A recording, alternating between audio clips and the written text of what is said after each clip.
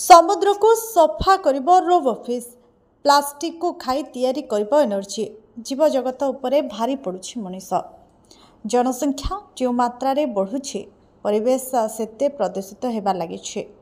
आ समुद्र भी एथिरु वर्ती पारु नाही मनीष पाई समुद्र भी दिनकु दिन प्रदूषित हेबा लागिछि प्रतिदिन कुढ़ कुढ़ प्लास्टिक समुद्र रे फिंगी दिया जाउछि समुद्र जीव जगत धीरे धीरे विपद मुह को ठेली हो जाइछि जहाको परिवेशविद माने नहीं चिंता प्रकट करिसंती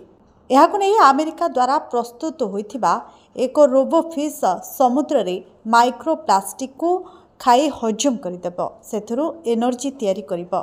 जहा द्वारा समुद्र रे हेउथिबा प्रदूषण को रोका जाई पारिबो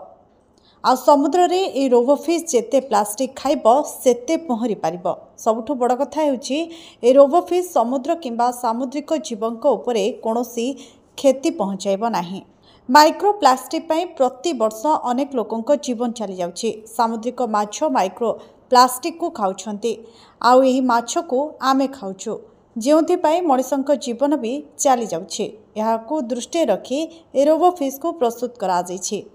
तेबे परीक्षा दृष्टि किछि मात्रा रे रोबोफिश को समुद्रर विभिन्न